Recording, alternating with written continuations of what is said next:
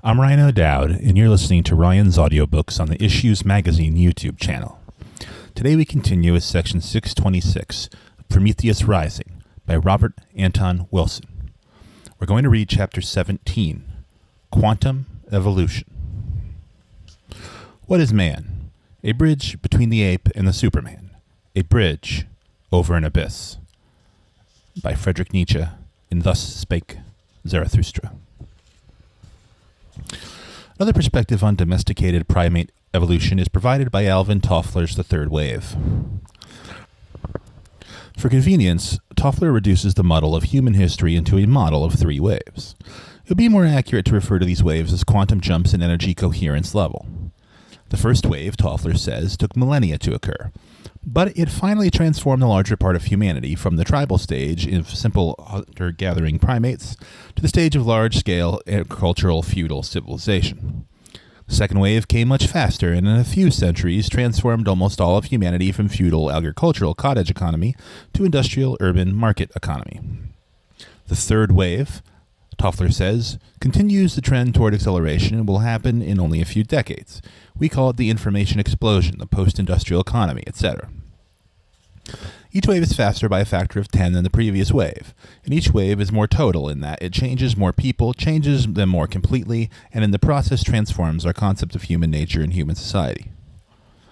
Each wave that Toffler describes can be considered a new quantum state, with energy levels and reality dimensions lacking in the previous state and totally unpredictable from the previous state. The first wave mutated tribal men and women into serfs, or into lords and ladies. It created a whole new social manifold that's so subtle and pervasive that anthropologists and sociologists can spend years studying its invisible effects. And yet this transformation is so enormous that it is also visible to the most untrained eyes. You can't confuse a tribal acting human with a feudal acting human any more than you can confuse a dog with a donkey. So, too, the second wave created what Toffler wittily calls industriality, manifesting as industrial men and women who are visibly, tangibly as different from feudal or tribal humans, acting as dolphins are from rose bushes or armadillos. The third wave, which began when Shannon and Wiener defined information and von Neumann designed the first programmable computer, is well underway already. Home computers became as common as TV sets by the mid-1980s. Now the net, computers talking to computers, is doubling every 4 months. This transformation again will be total. It will create a new man, a new woman, a new child, a new self, a new society, a new concept of work and energy and reality. The average man or woman of 1997 will be as obsolete in 2007 as medieval serf is now. What we consider normal jobs, normal social roles, normal humanity, will be as archaic as a horde of alchemists, smithies, town criers, courtiers, and barber surgeons arriving in our midst today. Of course, Toffler does not claim that the computer is the whole of the third wave, but merely that it is the synecdoche, or paradigm, of what is happening. In this sense, the factory was the synecdoche of the second wave. It was not merely the agent by which industriality spread across the world and multiplied our collective wealth and health. It also became the model for everything else. Our schools are mini factories, or models of factories, because their main job was, when they were founded, to prepare people for factory work. The schools, in fact, were necessary because, while feudalism does not require literacy of the masses, industrialism does. Similarly, offices were modeled on factories and kept factory hours, even when this had little or nothing to do with how the offices could most efficiently be managed. And in general, industriality, the reality of the industrial age, moved everybody into the robot lockstep of the factory system. A freelance writer can obviously work any hours, but the very successful and very excellent John MacDonald said in a recent interview that he always writes from 9 to 5 because it seems natural to him. The factory time clock has gotten into MacDonald's neurons.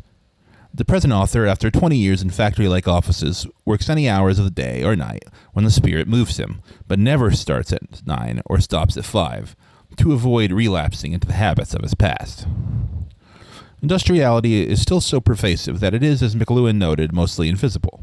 For instance, the feudal age never progressed beyond chamber music, trios, quartets, etc. The modern symphony, with its huge orchestra, is Promethean themes, its godlike conductor, capitalist, its concertmaster, foreman, its string section moving in harmony with its brass section, etc., is a beautiful artistic expression of moods of mass human organization appearing usually in less beautiful forms in the factory assembly line. Factory also demanded cities, massive concentrations of labor in one place, which made the symphony economically possible. The aristocrat could not afford and or could not conceive keeping then more than the very few musicians necessary for chamber music. Beethoven's cosmic optimism not only expresses the age of reason out of which industriality emerged, the very orchestras he wrote were paradigms of industrial styles of organization. Of course, the industrialism, the second wave, produced much filth along with its new wealth, and most of the wealth was appropriated by a minority. However much this might pain socialists, it was inevitable in a domesticated primate species. A few alpha males can always see their own advantage more clearly than the majority can see their collective interest. Editor's note. I don't think Robert read Marx because Marx also agrees with him on this and is, of course, the quintessential socialist. Moving on. Nevertheless, as industriality has spread, socialism has followed in its wake. Whether the reader likes this or not, and the author, being upfront about his prejudices, admits that he does not like it, this also is inevitable.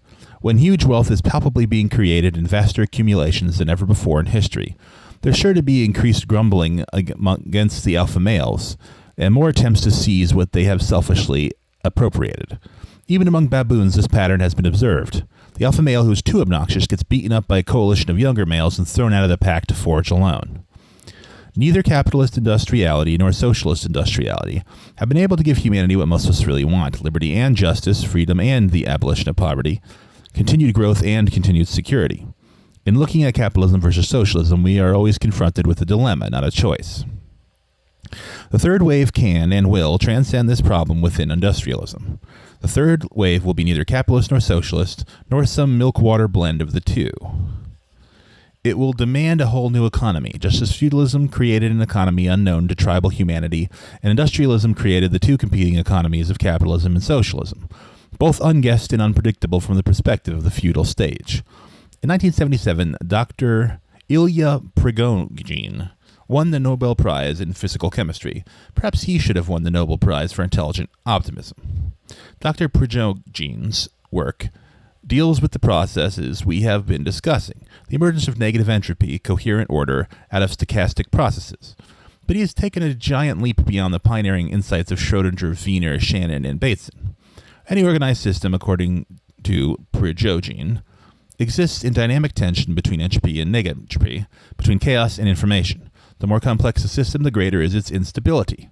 Prigogine demonstrated this mathematically, but in everyday terms, what he means is that, for instance, it's easier to lead 2 children through a department store than 20 children. Or a toothpick house of 101 pieces is less stable than a smaller toothpick house of 10 pieces.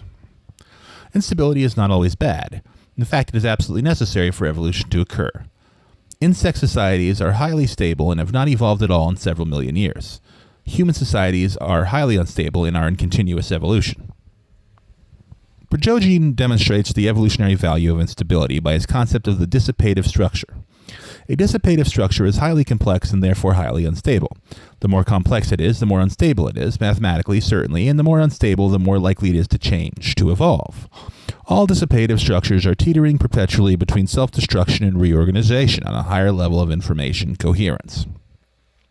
If that sounds grim, it isn't really. Prigogine's math is highly optimistic. He shows that the more complex structures, such as our world-round human society today, midway between second wave industriality and the emerging third wave, are mathematically more likely, much more likely, to dissipate into higher coherence than into self-destruction. In other words, in the intellectual conflict between utopians and dystopians, the mathematical odds actually are on the side of utopians. Our human world is so information-rich, coherent, that is almost certain to collapse into even higher coherence, not into chaos and self-destruction. Prigogine is the mathematical demonstration of McLuhan's intuition that many seeming symptoms of breakdown are actually harbingers of breakthrough. A note to confirmed pessimists: Prigogine's analysis is based on probability theory and hence is not certain.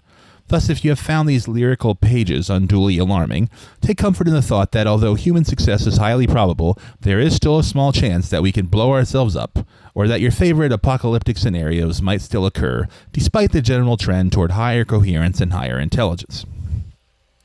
Meanwhile, of course, even if humanity seems condemned to overall success, you can still mess up your personal life. Nothing in this book is an attempt to prevent the really resolute misery addicts from continuing their pursuit of frustration and failure. The latest cosmological evidence indicates that our sun and its planets, including Earth, condensed out of a cloud of galactic dust and gas about 5 or 6 billion years ago. It appears that the first forms of unicellular life, the first dawnings of Circuit 1 biosurvival consciousness, appeared about 3.4 billion years ago. Vertebrates began to appear with Circuit 2 emotional to territorial consciousness about 0.5 billion years ago. The emergence of Circuit 3 human intelligence, language, and thought seems to have begun around 100,000 years ago. The fully human domesticated primate Homo sapiens with Circuit 4 moral consciousness may be about 30,000 years old or even more recent. Circuits 5 through 8 have appeared within historical times. All of these figures are subject to revision as science advances, but the rough proportions between them are not likely to be changed much, and these proportions are staggering. As has been pointed out, if we condense this evolutionary scenario into a 24-hour day, beginning at midnight, life itself does not appear until a little before noon. In all of human history, from the grunting, club-wielding ape men of Africa and other place to Neil Armstrong setting foot on the moon, occurs in the last half of the last second, before midnight strikes again and the day ends. This model is misleading in that it assumes the present is an end, which is highly unlikely. Even without space migration, the lifespan of Earth's biosphere is expected to be somewhere between 10 and 15 billion years more, before the Sun ceases to support life here. Taking the Sun's expected lifespan of about 20 billion years as our model to be mapped onto a single day, we find that it's now around 8 in the morning. Life has been mostly unconscious until now, operating on autopilot, as it were. But in the last billion years, in the last few seconds on this model, signs of consciousness and awakening are beginning to appear. The universe is so constructed as to be able to see itself, Spencer Brown once noted. The emergence of the neurosemantic, neurogenetic, and metaprogramming circuits is the universe's way of seeing itself ever more clearly and totally, to decide where it is going. Dr. Isaac Asimov notes in his genetic code that there seems to be a 60-year cycle between the first understanding of a new scientific principle and the transformation of our world by that principle. For instance, Oersted discovered electromagnetic equivalence, the fact that electricity can be converted to magnetism and magnetism to electricity in 1820. 60 years later, in 1880, electrical generators were in wide use, and the Industrial Revolution had peaked. The telegraph and telephone were already invented, and our age of mass communication was dawning. Similarly, in 1883, Thomas Edison first noted the so-called Edison effect, the key to electronic as distinct from electrical engineering. 60 years later, in 1943, electronic technology was appearing everywhere. Its primitive form in the entertainment sphere, radio, had enjoyed a 20-year triumph and was about to be phased out by television. In 1896, Becquerel noted the radioactivity of uranium. 60 years later, 2 cities had been destroyed by atomic bombs and nuclear plants were beginning to be built. This was a contribution to illth, not wealth. In 1903, the Wright brothers got their monoplane off the ground for a few minutes. 60 years later, in 1963, jetliners carrying over 100 passengers were normal. Assuming, gambling, guesstimating that the 60-year cycle is normal, we can predict. Shannon and Wiener created the mathematical foundations of cybernetics in 1948. 60 years later, in 2008, cybernetization of the world as complete as the electrification of the 19th century will have jumped us to a new energy level, a new social reality, as Toffler predicts.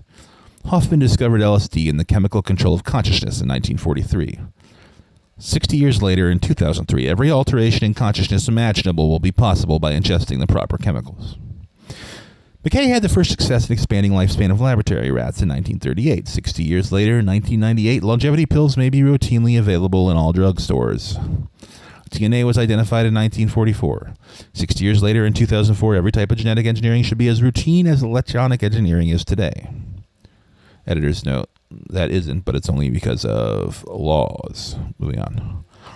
The latest attempt to estimate the rate of information acceleration, the manifestation of coherence, was made by French economist Georges Anderla for the Organization for Economic Cooperation and Development in 1973.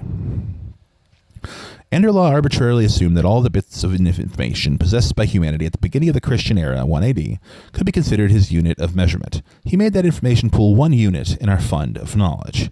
It took until 1500 AD, Anderla discovered, for the accumulation of bits of information to add up to 2 units of our fund. It required only 250 years more to 1750 for our bank of knowledge to double again to 4 units. The next doubling took 150 years, and by 1900 humanity had 8 units in the information capital account. The next doubling took only 50 years, and by 1950 we had 16 units.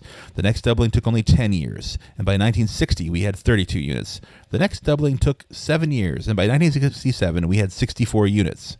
This was coincidentally the height of the first youth revolution, when reality maps began breaking down everywhere on the planet and wild new maps were hurtling at us from all directions.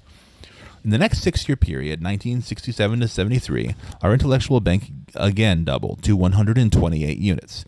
At this point, Anderlaw completed his study. Dr. Alvin Silverstein had estimated that if Anderlaw's graph is projected around 70 years, human knowledge should increase 1,000,000-fold. That is, we should have 128 million times more knowledge than we had in the year of Jesus' birth. Editor's note, probably pretty accurate with the internet. Longevity drugs will probably arrive in time for you to live through the biggest evolutionary quantum jump at all. It's only reasonable to assume that the higher circuits of the nervous system, neurosemantic holistic awareness, neurogenetic evolutionary vision, metaprogramming flexibility, are developing to allow us to cope with the deluge of higher information and potential higher coherence. Toffler's third wave is only the sociological aspect of a mutation that is also biological and, quote, spiritual. We're going to live a lot longer than we have expected, and we are going to get a lot smarter. A whole new reality will emerge from these mutations. Exercises. 1. Make a list of 10 areas in which your thinking feeling is conservative. Guess how soon the world will change so totally that these ideas will not seem merely conservative but irrelevant, as the theological debates of 300 AD now seem irrelevant. 2. Make a list of 10 areas in which your conceptualizing is radical. Guess how soon the world will change so totally that you will seem conservative in these areas. 3. Accept the longevity hypothesis. Imagine you are going to live at least 300 years. How much of that time do you want to spend loafing? How many different jobs would you like to work at? How many sports, arts, or sciences you never had time for would you then find the time to enjoy? Thus concludes section 626 of Prometheus Rising by Robert Anton Wilson, Chapter 16, Quantum Evolution. Tomorrow we move on to section 627, Chapter 18, the Non-Local Quantum Circuit. I will see you then. Alam.